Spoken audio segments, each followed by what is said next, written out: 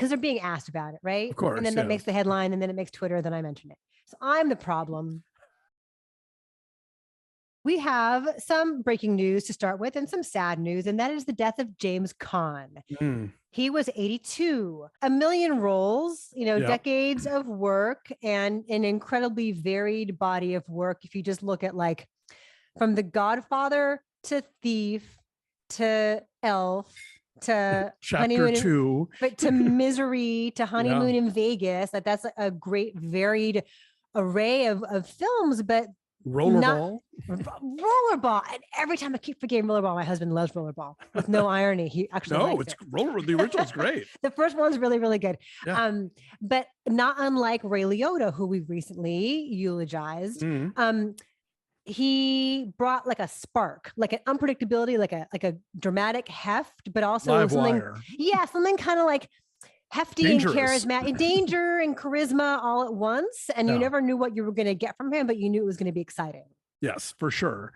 As you point out, a very cool, eclectic career. If you've never seen his 1980, the one film that he directed, a film called Hide in Plain Sight, it's worth a look. Also this week, we lost the great Larry Storch at 99. If you remember F Troop and like a million cartoon voices, the original Ghostbusters from the mid 70s, the one with the gorilla.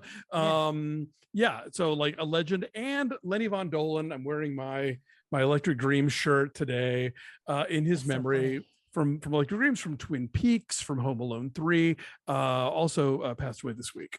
How do you have an Electric Dreams shirt? Our friend Jason at the Belcourt sent it to me a while ago because I'm a big fan of this movie, and so I'm wearing it today in Mr. Von Dolan's honor.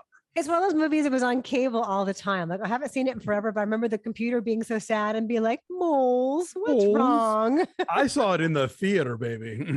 I must have too. I have memories of it being sweet and being kind of like a precursor to movies like Her.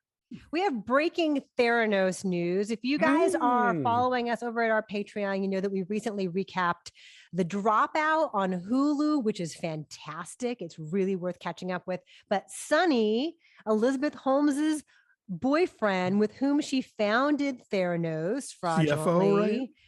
COO. One of those. Wasn't there that one scene where she like tries to sweet talk some money out of him and offers him a new title? I think so. Anyway, he was found guilty on 12 counts of fraud. She was only found guilty of 4 counts of fraud. Wow. But different jury. But same witnesses, same evidence. Sure. Yeah. No, I'm sure she probably like had much pricier lawyers probably, but anyway. That happened this week in San Jose. We also mentioned earlier this week the Gentleminions, the phenomenon of young men in groups putting on suits and ties to go see Minions: The Rise of Gru together. And apparently there's been a backlash to this. You kind of called this. You knew there'd be some like nefarious dark side to the sweet Gentleminions phenomenon. Apparently there were a few bad apples or bad bananas who were throwing bananas at the screen, and that's what theaters got upset about. So like, look, if you're going to dress up, great, then do the escalator and sit together and clap at the beginning of the end, but don't throw projectiles at the screen. That does actual damage. One of our viewers chimed in and said that there are about 20 kids in suits in the first couple rows of her showing of Minions, and they were hilarious, and they made it so much more fun for the whole crowd. So be that kind of gentle minion, right? Exactly. Be a steward of good times. be a help to your audience and not a hindrance. Yeah. The Lightyear story will not die. And it's my own fault for mentioning it every week, but every week there's some stupid new headline that I'm like, now we got to acknowledge this. Tom Hanks says, I don't know why this happened. Like, well, everyone's having to, because they're being asked about it, right? Of course. And then that makes the headline, and then it makes Twitter, then I mention it. So I'm the problem. Exactly. Look at your game. It's not Tom Hanks. It's me. He was famously Woody to Tim Allen's Buzz and all the Toy Story movies. And anyway. Did no one explain to Tom Hanks what the premise of this movie is? Like, I don't know. He quickly backpedaled and was like, hey, Chris Evans is awesome.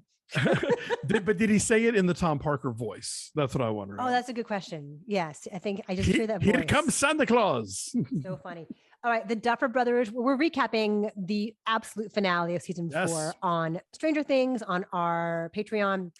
But meanwhile, the Duffer brothers have announced this new production company, Upside Down Productions, which has a whole bunch of stuff in the works, including a stage play of Stranger Things.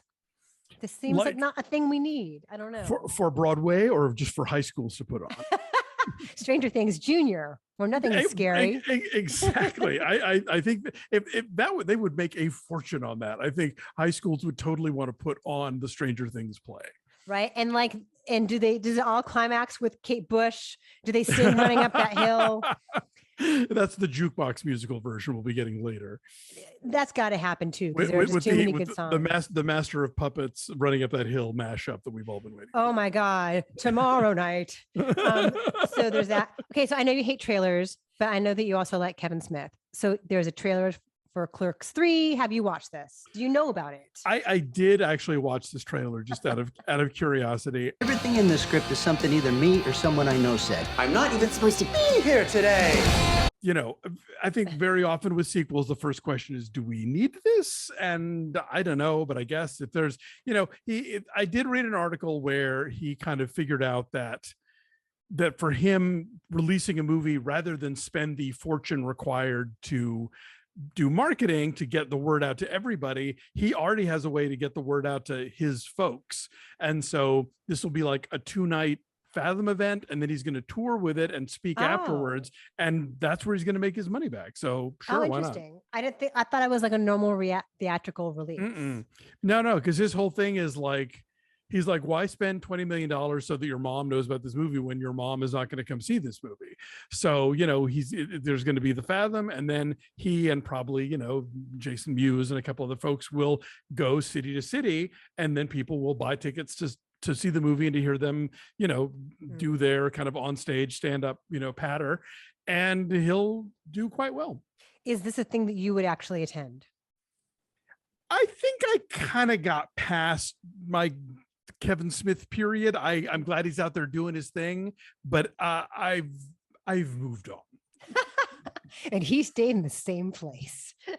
We also have the trailer for Amsterdam out this week, the new David O. Russell film, star-studded Christian Bale, who we'll talk about later on today, and Thor, Margot Robbie, John David Washington, Robert De Niro, Michael Shannon's in it, Alessandro Nivola, Taylor Swift. And we know nothing about it. It takes place in the 20s, and it's one of those like hedging things, like most of this is actually true. Gotcha. Okay. So, anyway. Look, I'm a fan of Russell's stuff. Like I know for some people he's kind of hit and miss, but generally it's mostly hit for me. So I'm curious to see how this goes. And a spectacular cast. If you ever wanted to own the nipples in the batsuit, it can be yours for the low price of $40,000. Is it being auctioned or it's what? being Heritage Auctions is doing a whole bunch of Batman stuff, some Jack Nicholson Joker stuff. But so it starts at $40,000. It starts at $40,000. I think you can't put a price tag on nipples in the batsuit. Can you? No, I can't imagine. Does it come with talc? It should. A little bit extra. Anyway, so that's out for auction. So if that interests you, that's out there. Your friend Jacqueline Stewart is now the new Academy Museum director.